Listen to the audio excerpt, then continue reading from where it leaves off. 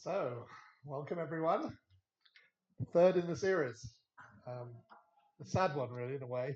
Today we're talking about debt, but I want to make it a positive light. I want to talk about debt-free living because as Christians, that's where we should be. But for those who haven't been to all the sessions, I'm just going to quickly review the last couple of sessions. The first session we did, we talked about biblical finances. So we laid a scriptural foundation for why we as Christians should be walking in financial health as much as we should be in spiritual health. And we looked at the deceitfulness of wealth and how it's led some Christians astray because of the sort of desire to get wealth. And that's not God's plan for us.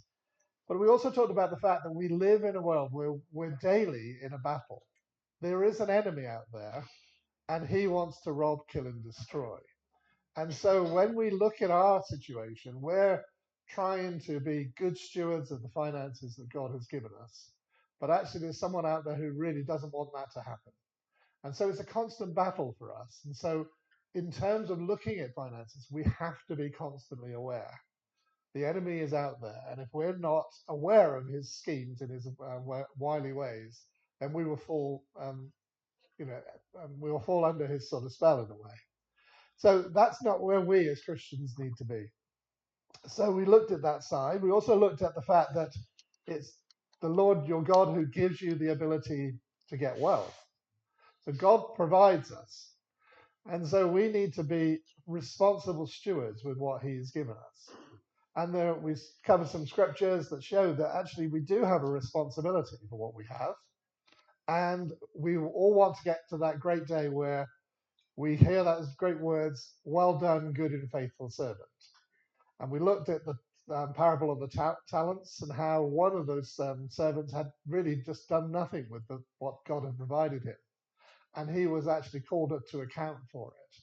So we don't want to be any of those, we don't want to be like that. We want to be those who have that well done, good and faithful servant. What you've been given, you use for the kingdom purposes to further the kingdom. So that was the sort of the initial sort of series. And then we looked last week in a bit more practical way at how to manage your money. And we'd all done our homework and we'd done our spreadsheets. And we'd looked at the different categories of income versus expenditure and see where we are on our budget. And we looked at whether you're a spender or a saver. And we've also looked at the fact that often within couples, you have the two opposites and you have to find some balance in between. But mostly what I was trying to get over with the sort of budgeting side was, are you in control of your money? Because if you're not in control of it, the devil will do everything he can to disrupt. So you need to be in control. And to be honest, you need to balance your budget because none of us can continue living beyond our means without some repercussions and hardship coming up. So we looked at whether we could increase our income, and we talked about sending your husband out to work more. But we also looked at whether you could reduce your expenditure. And that's the area where most of us probably have more ability to change things than we do on the income side. So whether you could cut costs and do things cheaper, whether you could cut back, do it less, and whether you could cut out, don't do it at all, basically. And then we said, but basically, if it still doesn't balance, then don't get depressed about it. Talk to us, and we can see what we can do to help.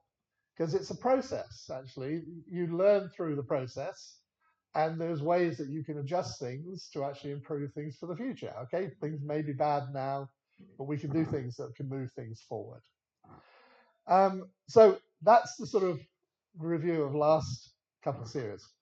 But this time, we're here to talk about debt-free living.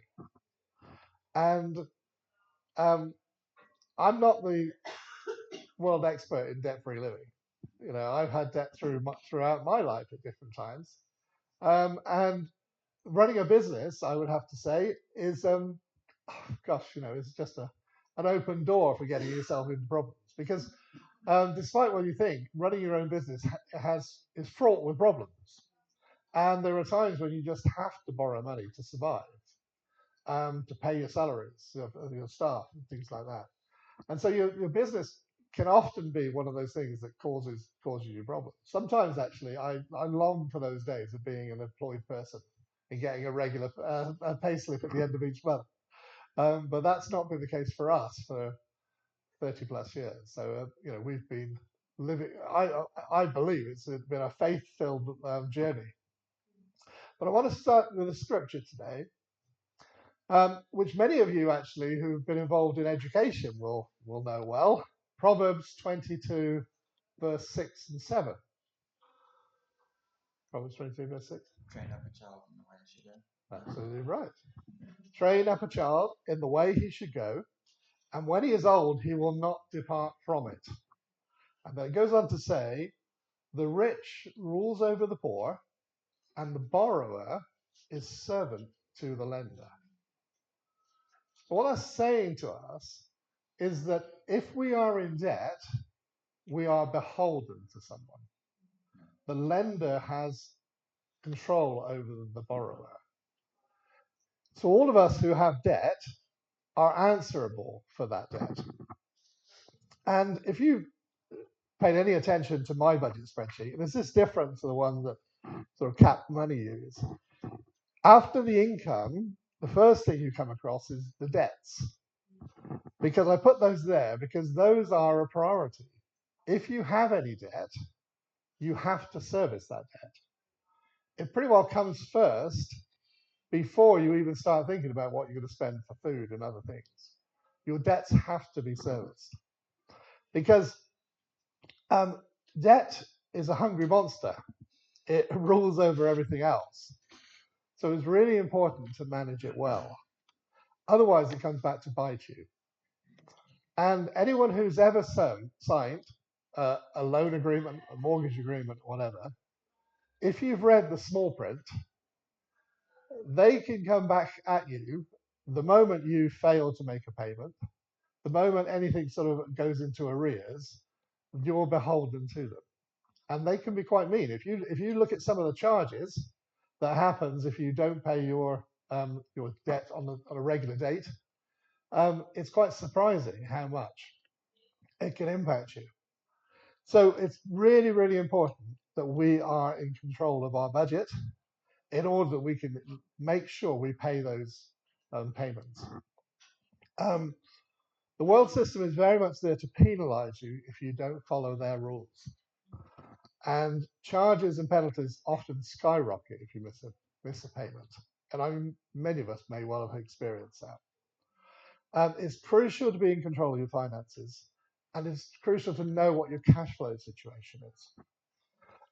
Keep an eye on your bank accounts, I would say. If you've got loans that need to be paid, make sure you're in a position to pay them. There's a story I like to tell, and I call it the 99 pence bank run story. Remedy and I were in a situation when we lived here in Ashbury. I had a very successful job. I was very well paid, company car, lots of benefits.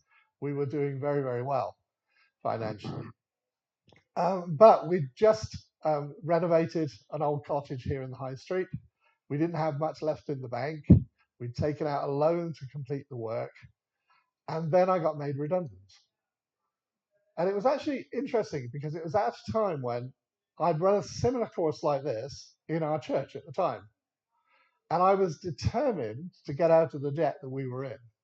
I'd actually sort of, in preaching the message, I preached to myself and got convicted. And so Remedy and I were absolutely committed to get out of debt. And then I lost my job and had no income stream at all.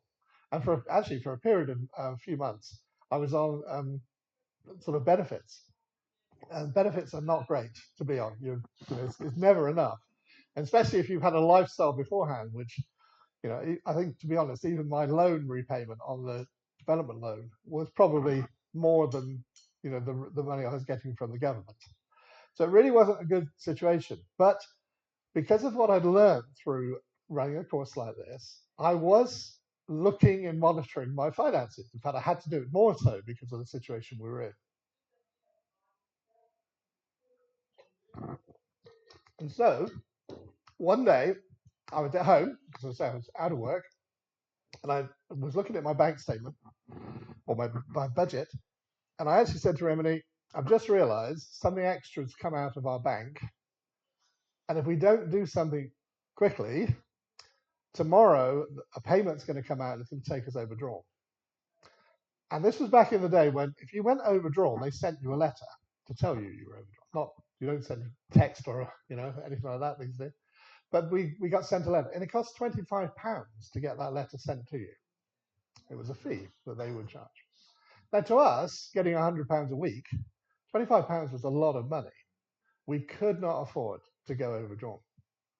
And so we said, well, what can we do? And we thought, well, we must have some money in the house. In the past, we would have done. But of course, we'd lived a few months in this sort of somewhat slimmed back version of our life. And so we went around the house trying to find if we had any spare cash anywhere. And literally, Remini raided her handbag. I sort of went through the drawers and different things. And we came up with a really small amount. I call it 99p, but it's probably a couple of pounds. But it was all in small coins. It was all pennies and twopence. And so on that day, Remini and I proudly went to the bank and deposited this miserly amount of money.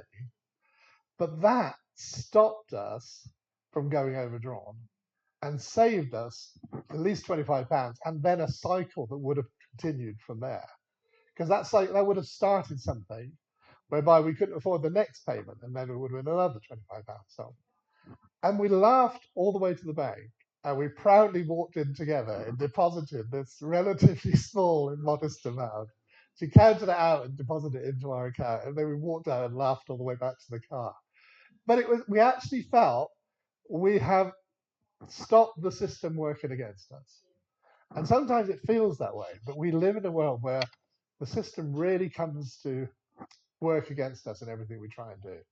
And when you have a heart to do something, I say we'd actually made this determination that we were going to get ourselves out of debt, and then everything sort of broke loose and we were having difficulties.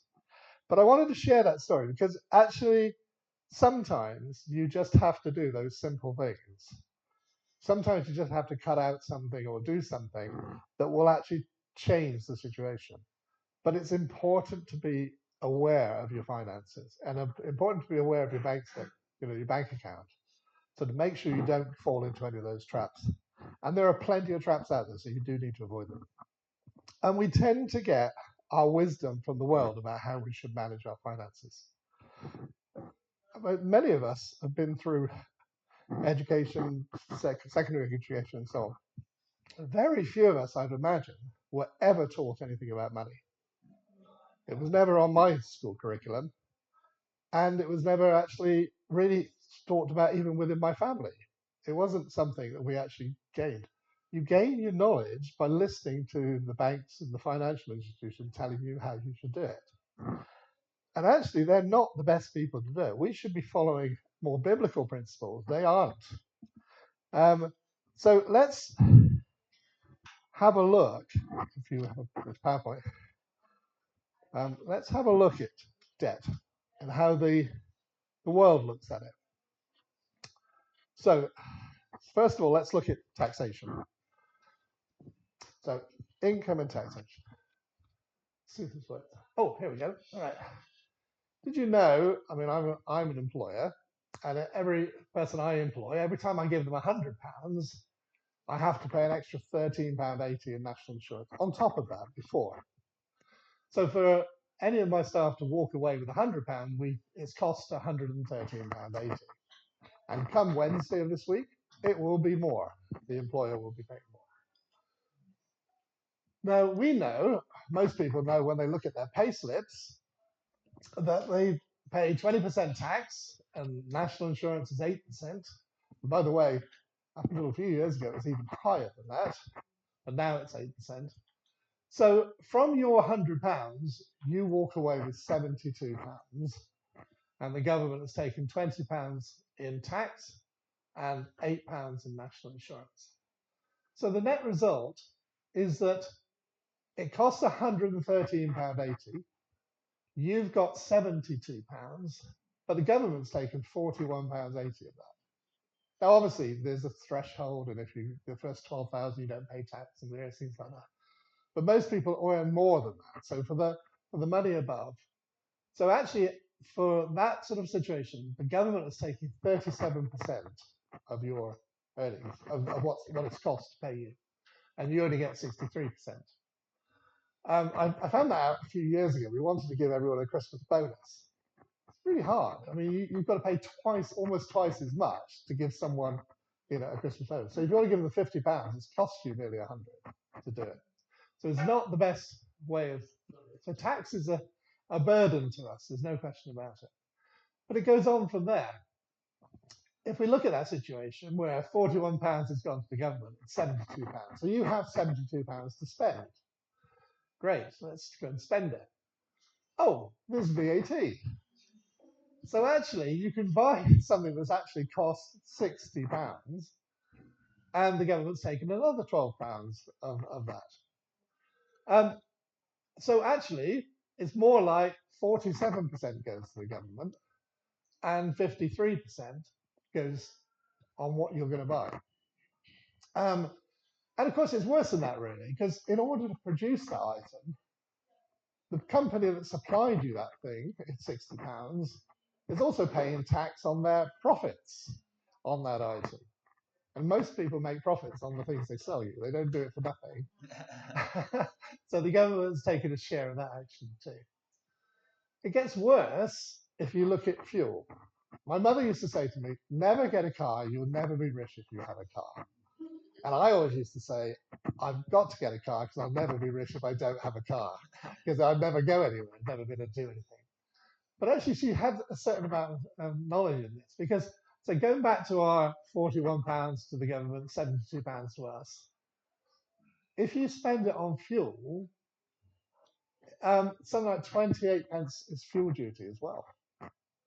So the cost of the fuel is really only £31.55. So when the government gets on their high horse and says, these energy suppliers, they're charging us too much, let's just be real on what's going on behind the scenes here. They're only charging you a relatively small amount. The cost of the fuel was £31.55, but the government gets £82.25 if you spend your money on paying for fuel. Yeah. So 72% of everything spent on fuel goes to them, and 28% to you or to the company. So it's amazing amounts of tax are being taken. And there's loads of things. We'll see on the budget, there'll be even more taxes coming out. So let's have a look at UK debt. The UK population is 69 million, thereabouts. I haven't put in the specials, nobody really knows. But over the last 5 months, our government has borrowed £64 billion more to add to their debt. So that's roughly £927 per person of debt, just in the last 5 months alone. Quite amazing, really. We've got a budget coming up where they're talking about spending billions more. And actually, our new Chancellor has just found a way of adjusting the financial rules that they use to borrow another 60-odd billion pounds and not come a cropper like Liz Truss did. Liz Truss, if you remember, the shortest Prime Minister ever. She tried to just borrow money and do some things, and the financial institutions said, oh no, you haven't checked that out with us, and took her out very, very quickly. So it's quite interesting how you do these things. The UK debt currently is standing at 100% of GDP, gross domestic product, which is the amount of money that the country produces in a year. 2.27 trillion pounds of debt, which roughly means that each of us owes 32 or 33,000 pounds. Man, woman, and child. So not just your household, if you have 4 people in your household, each one of you owes that amount of money. So our government is massively in debt. And yet, despite the vast amounts of tax they raise, they're still spending more than comes in. And these are the people we get our instructions from in how to manage our finances.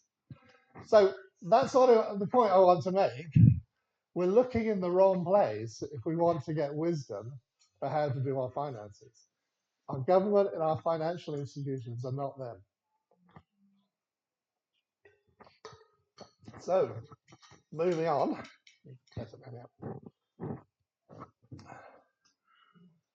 So, the rich rules over the poor, and the borrower is subject to the lender. Because we're so much in debt, by the way, as a country, the IMF is actually dictating how we can spend our money. Rachel Reeves has actually had to go to them quite a bit over the last couple of months to work out what she's allowed to do in our budget. Now, I mean, I gave you a budget the other day and said fill this in and see where you're at. How would you like it if I said, oh no, but you can't do that. You can't do that. You could only do this because, I'm in control of your budget. I say, no, you're not in control of my budget. I am. I get the money. I get not the way it works in this world. The financial institutions are in control, and they hold everybody to account, including governments. So don't be fooled when you hear about Rachel Reeves has managed to gain an extra £60 billion. It's still debt. It's still further borrowing that our country is going into. So following the ways of the world system is certainly not the answer. God doesn't want us to serve any other gods. So we need to take control of our finances, and especially debt. I mentioned when Reverend and I first got married, I came from a background where if you wanted something, you went out and bought it and paid for it on installments. Reverend's side of the family, much more wisdom, and they would save up for it and wait until they had the money before going out to buy it. There's a lot to be said for that secondary policy. Because actually, if you've saved up for it, you appreciate it more. If you've saved up for it, you aren't going into debt. And often, a lot of these things come with interest. And that even includes, mortgages and things like that are obviously relatively lower amounts of interest, but they're over a much longer period of time. I think when we took out our first mortgage, the interest rate was quite high. And I calculated that over the course of the 25 years, we would pay for our house twice over. The capital that they'd lent me, plus all the interest, doubled the price of the house. So you need to be aware that long or relatively low amounts of interest, but over a long period of time, can have a massive impact. And there's a lot to be said for not overstretching yourself. That said, when it comes to houses, be sensible, because we're currently wondering whether we should downsize. The children have moved on. We've got a fairly big house. We rattle around in it, Remedy and I, to a certain extent. But actually, if we move house, it's probably going to cost us something like £30,000 just to move to a similar house somewhere else, because the government will take stamp duty on your sale. That will change in the budget, I'm almost certain, and we'll see huge amounts of stamp duty being gained. So you're probably going to pay, on a house of our size, £20,000+ in stamp duty just to move house. There's going to be solicitor's fees. There's going to be estate agent fees, and they take a percentage of the value of your house. Even though a couple of percent on hundreds of thousands of pounds is actually a lot of money. So you need to look at your debt and look at the interest that you're paying, because interest really does add up. And actually, it's actually on top of what you're buying. So you need to make sure it's a good value. Now, there's a definite argument for taking out a mortgage. But all I'm saying is be sensible with it. Make sure you can afford it. And make sure you try as much as possible to keep the term as short as possible. Because if you can pay your mortgage off at a short term, you save a massive amount of interest. And there's a lot to be said for if you have the money, paying extra off your mortgage each month. Even maybe £100 extra per month on your mortgage could save you 3 or 4 years off the end of your mortgage of interest and payments and interest. So there's a lot to be said for being sensible. But we I have to say, we sort of overstretched ourselves at one point. We were doing very well moving houses. It wasn't quite so expensive to move back then, but stamp duty's gone up and up during our lifetime. But we were in a situation where we lived in a really nice house in South Marston, but our business wasn't doing well at the time. And it made it very difficult for us to make the repayments. And we were feeling concerned. And I have to say, at the time, this was 2004, we were convinced there was going to be a housing market crash. House prices had inflated, interest rates were going up. There were some problems in the market. So we decided we would try and sell our house.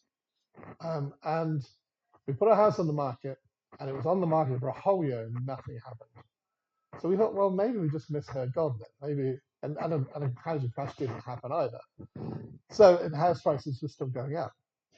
But we were very concerned because we were still in a situation where our mortgage was very high, our equity was modest, not high. If the house price dropped very much, we'd be in a negative equity situation. And at the time, our business wasn't generating us massive profits that we could take home. So we were concerned about our situation, and we were keeping an eye on things. And then, out of the blue, an estate agent phoned us up and said to us, "I know you're not on the market because we'd taken a house off the market, but someone saw your house was on the market about a year ago and wants to buy it. And they hadn't even seen inside the house, but they wanted the house. And so we said, right, well, we really felt that was an answer to prayer because we were not comfortable in the situation we were in. So we were able to sell the house, and for the first time in our married life, we were debt-free. We also didn't have a house, but we were debt-free. That's another story. But actually, we went into rented accommodation and spent quite an interesting period of time in rented accommodation. But the thing was, we were actually out of debt, and that was made a major difference. And we were able to invest some of that money back into our business. Our business got better as a result.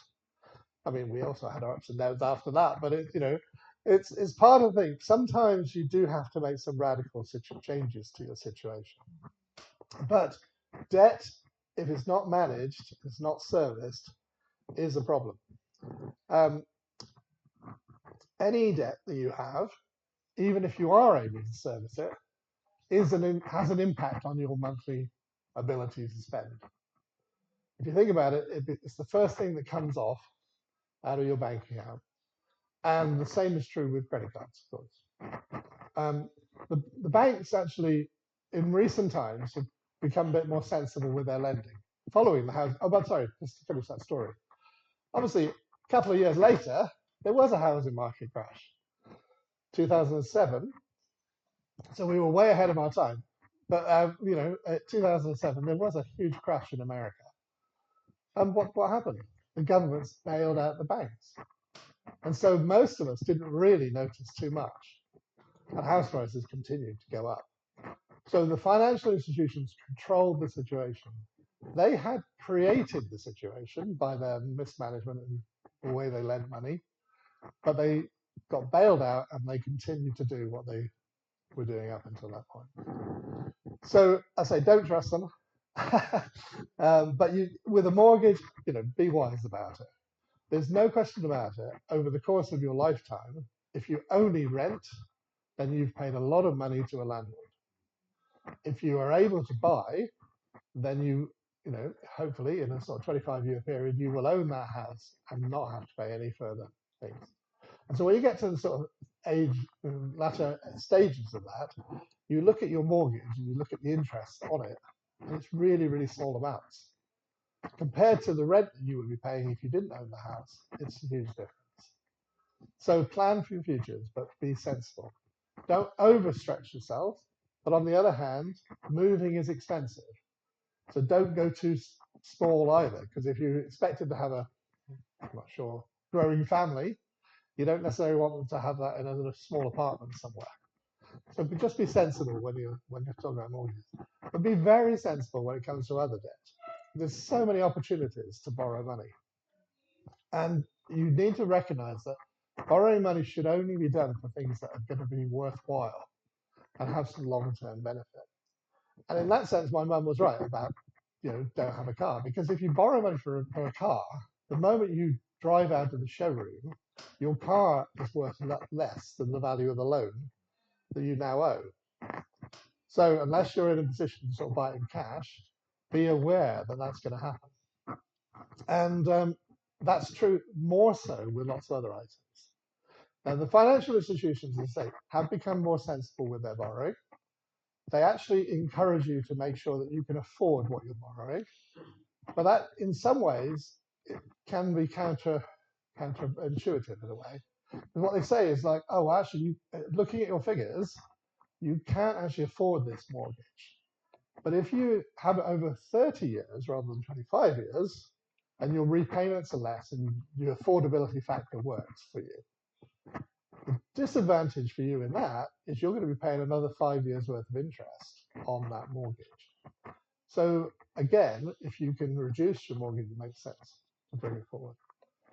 But they've also said, well, we don't want you spending money on things that we won't lend you money for things which are sort of superfluous. Holidays, for example. They're reluctant to lend money on a holiday because you go on your holiday and the holiday is over. The loan is not. The loan means you then pay for the next 2 years for that nice holiday that you had. But it was a short-term, gave a long-term pain in that situation. So be aware of that. And credit card is exactly the same. Credit card is, you'll go into a shop and you'll see something you wanted. And great, it's 10% less this week. I've got to get it. And so you go out, you buy that thing on your credit card. Well, if you don't pay that credit card off at the end of that month, you're paying interest on that money that you borrowed. And if you don't pay it off within a few months, you've probably paid more than 10% in interest. Yeah. So you haven't gained, you've actually lost. And that's the danger with credit cards. They encourage you to be spontaneous and allow you to be spontaneous, but it can get you further into debt if you're not careful. So especially bear in mind that our circumstances can change quite suddenly. And like I said, going back to my situation where I lost my job, was made redundant. My circumstances changed overnight from being well able to afford all of my expenditure to not being able to afford it at all and having to scrimp around for a few pennies in the bottom of Remy's handbag. That's a minefield going into someone's handbag. Anyway, let me read you another scripture, and this is an interesting one.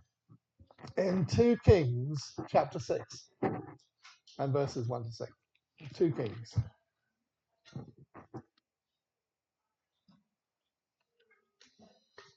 So 2 Kings chapter 6 verse 1 says, and the sons of the prophets said to Elisha, see now, the place where we dwell with you is too small for us.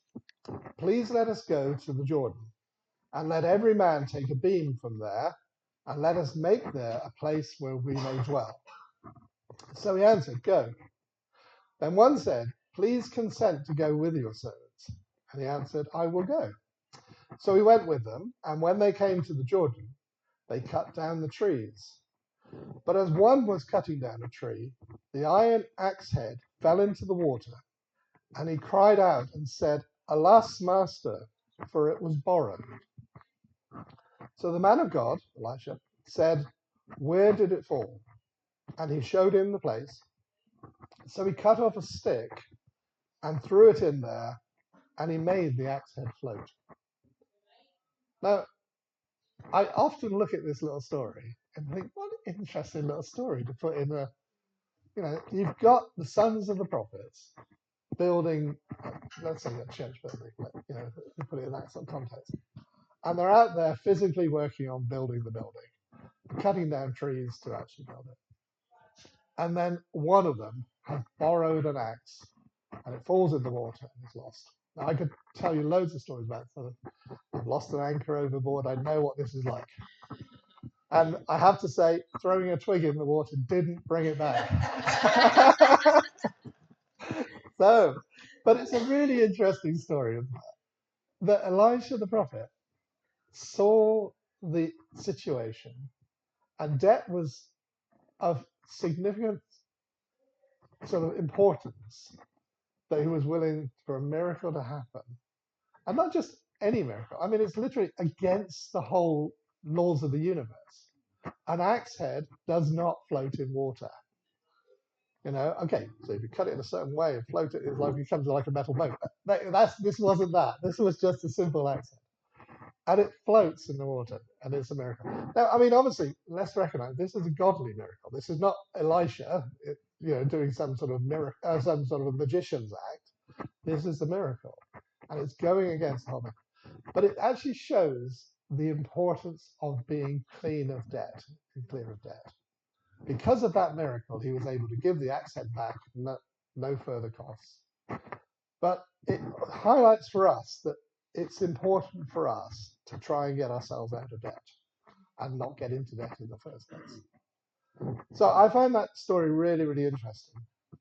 But it highlights many years ago, some friends of ours who lived in Grove area came to us and said, we have some friends and they've just come back and they're in serious debt, and would you be willing to talk to them?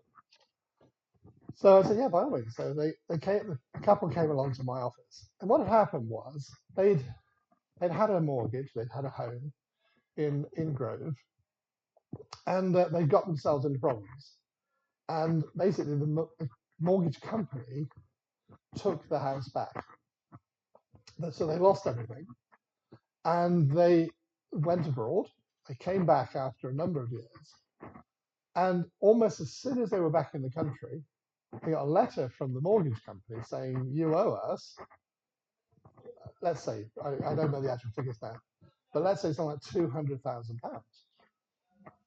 And they said, why do we owe you £200,000? Because you took our house away and you sold our house, and we lost all the equity we had in the house. We were bereft of anything. And they said, oh, well, because we sold it off cheaper than it was actually the mortgage value. And your mortgage has still continued to accumulate over the years that you've been away. So you owe us this amount of money. And I found that almost impossible to believe, but actually it happens. They didn't let them off the arrears. They were actually saying that you owe us that plus interest over this period of time. And so we prayed about it. And he went away, comforted to a certain extent from our discussions and so on. He phoned me back about a week later and said, just got a letter from the mortgage company. They've written off my debt. And we were really thrilled for them. I mean, literally, the whole thing had been wiped out. So sometimes just recognizing your problem, praying about your situation, believing God for a miracle can change things. And so I say the story about the axe head, the story about the mortgage, and just things to just try and encourage you that God is on your side. He wants you to live a debt-free life. He wants you to walk in prosperity so that you can be a blessing to others. That's the thing. And keep for kingdom purposes, not for your own self-gain, but for kingdom purposes. But let's be real, it's not always an instant miracle. Sometimes it takes effort. It may even get worse before it gets better. And that was certainly our situation. We had gone from this really sensible financial position. We weren't in any massive problems because I had a really good job and the income was coming in. Suddenly that income stream totally stopped and we were having to fight with things. But it's quite amazing, actually. I remember the people in our church at the time that we were in somehow believed that it was all right for us to be redundant. It must be fine, because you're okay. You've always done well.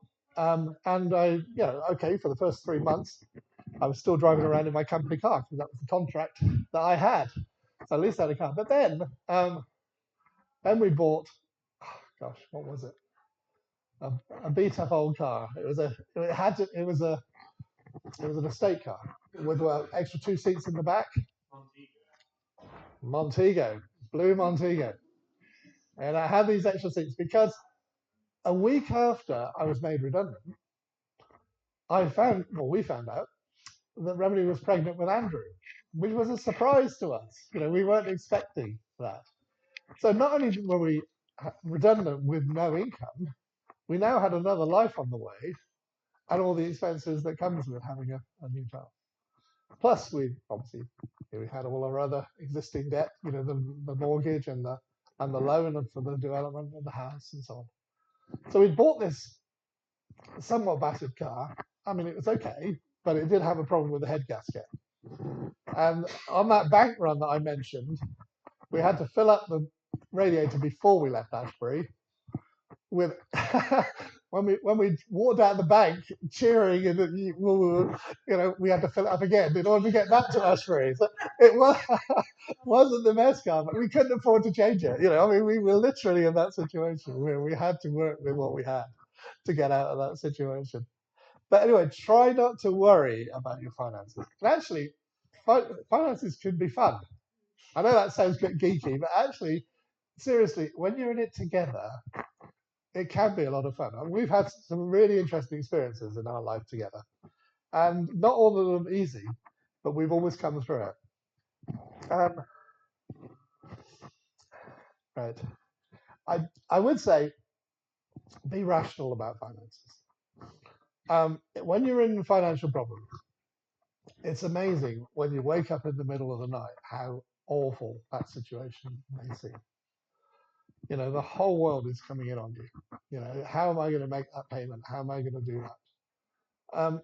But actually, sometimes the reality of the morning is so much better. So actually trust God that He is going to help you in your situation. And just say, well, I can't deal with that tonight. Nothing I say or do at this moment in time will change my situation. We'll deal with it in the morning and go back to sleep. And I know that might seem a hard thing to do, but actually it's good advice because we can fret and worry, but that's not what God intended. In Luke chapter 12, it says in verse 27, "Consider how the wild flowers grow. They do not labor or spin. Yet I tell you, not even Solomon in all his splendor was dressed like one of these. If that is how God clothes the grass of the field, which is here today and tomorrow is thrown into the fire, how much more will He clothe you, you of little faith? And do not set your heart on what you will eat or drink. Do not worry about it. For the pagan world runs after all such things, and your Father knows that you need them. But seek His kingdom, and these things will be given to you as well." It's all about kingdom. Do not be afraid, little flock, for your Father has been pleased to give you the kingdom. Sell your possessions and give to the poor. Provide purses for yourself that will not wear out, a treasure in heaven that will never fail, where no thief comes near and no moth destroys. For where your treasure is, there your heart will be also. And that's really, really good. Write that scripture down, put it by your bedside, and read it when you wake up in the middle of the night panicking about your finances, if you ever do. And hopefully you won't. But if it happens, just be reassured that God is at our case. But it's really interesting. In that scripture, it talks about building up treasure in heaven that will never fail, where no thief comes near and no moth destroys. It highlights that that's what happens.